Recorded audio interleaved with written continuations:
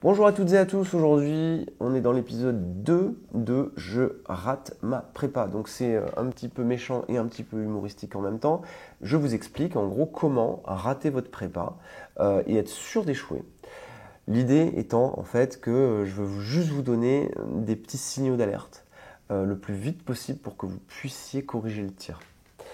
Alors, au début, quand vous allez rentrer en prépa, en maths par exemple, vous allez vous dire, bon, ça avance assez fort, mais finalement ça va le faire parce que vous retrouvez quand même des choses que vous avez faites en terminale. Donc vous avez par exemple une étude de fonction, alors vous vous dites, bon, c'est bon, je l'ai déjà fait ça.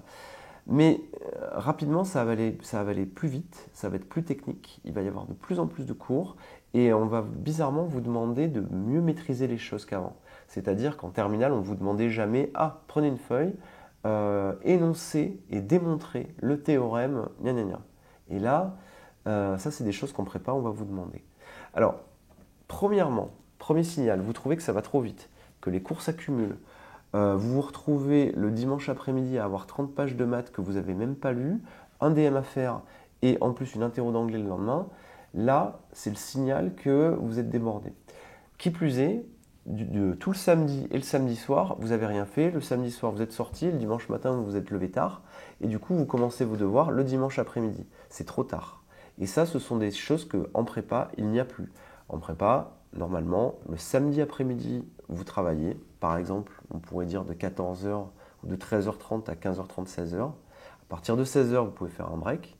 Le dimanche matin, à partir de 8h30, 9h, vous êtes au travail jusqu'à midi et demi. Vous travaillez le dimanche après-midi et le soir, évidemment, si vous avez une colle ou un concours ou quelque chose à réviser. Donc, vraiment, si ça va trop vite, c'est que premièrement, vous ne travaillez peut-être pas assez et deuxièmement, vous ne vous organisez pas. Deuxième chose qui fait que vous pouvez rater votre prépa très vite, c'est que vous ne maîtrisez pas le langage scientifique, c'est-à-dire que vous n'arrivez pas à lire des maths. C'est-à-dire que quand vous lisez une démonstration, vous ne comprenez rien. Eh bien, vous devez, d'une part, faire une mise à niveau au niveau du calcul, le langage scientifique, les raisonnements, connaître les différents types de raisonnements, le raisonnement par récurrence, le raisonnement par l'absurde, le raisonnement par disjonction des cas, par exemple. Et pour vous, si chaque ligne de votre cours de maths, vous ne la comprenez pas, eh bien en fait, vous devez avoir une lecture qui est presque du mot à mot. C'est-à-dire que vous dites, ah ben tiens, si j'ai ça, alors j'ai ça, et vous devez lire les choses mot à mot et pas en diagonale. Si vous lisez tout en diagonale, c'est fichu. C'est-à-dire que vous comprendrez absolument rien. Donc, si vos cours de maths, ça ressemble à du chinois, eh bien, vous êtes mal engagé, donc vous devez avoir une lecture attentive et mot à mot. Troisièmement, ça vous ennuie. Eh bien, en fait, il va falloir se passionner par ça, en fait, et essayer de s'enlever des sources de distraction pour vraiment prendre plaisir à faire des maths ou de la physique ou de la chimie et s'immerger un petit peu dans ça. Donc c'est un petit peu difficile à l'heure actuelle parce qu'on a vraiment des sources de distraction qui sont assez sympas, type Netflix, téléphone et les sorties, ce genre de choses. Mais il va falloir prendre plaisir à faire des maths, à chercher, à apprendre des choses. Et c'est une philosophie qu'il va falloir adapter tout au long de sa prépa.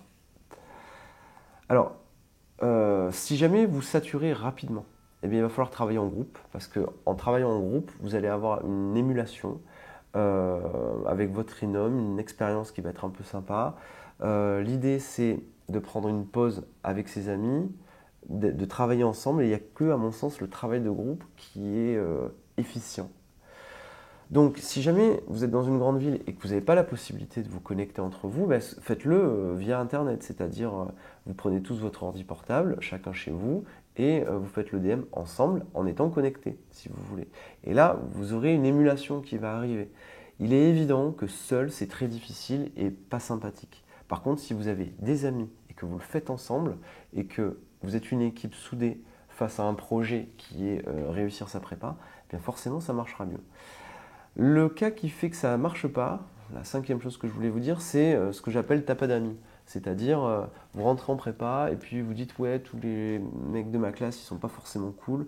Moi, je me sens un peu au-dessus d'eux, je me sens un peu plus cool. Et au final, vous n'arrivez pas à vous intégrer dans votre classe. Et au final, qu'est-ce qui se passe?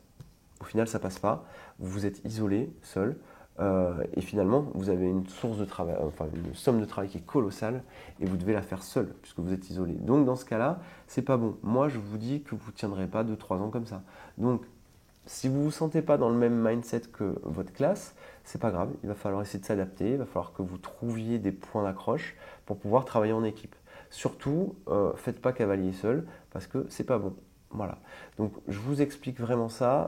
Si vous voyez donc vous voyez que les cours s'accumulent vite, que les cours de maths, vous ne les comprenez pas, que vous vous ennuyez, que vous saturez et que humainement, vous n'arrivez pas à avoir de fit avec vos camarades, ben, il faut faire un effort sur ça. Parce qu'au final, quand vous êtes dans une entreprise et que vous êtes ingénieur, vous devez faire quoi? Vous devez travailler en équipe autour d'un projet qu'il faut réussir, il faut le réussir ensemble. Et donc, c'est déjà une première approche en fait du métier d'ingénieur et de travailler dans l'industrie ou dans l'entreprise. Voilà, donc je vous remercie pour votre écoute les amis. Vous ne stressez pas. Moi je préfère vous dire tout de suite maintenant, voilà les indicateurs qui sont un peu dangereux de ce qui peut arriver quand on rate sa prépa. Et je préfère que vous le sachiez dès maintenant, comme ça. Si jamais vous sentez que vous êtes un peu dans ces situations-là, vous pouvez rapidement corriger le tir. Si vous avez des questions, vous n'hésitez pas dans les commentaires de YouTube ou sur le site internet éducatif.fr. En dessous, il y a un chat et vous m'écrivez, vous dites voilà, on a des questions sur la prépa et on vous répondra. Je vous remercie les amis, perdez pas courage et à plus. Ciao.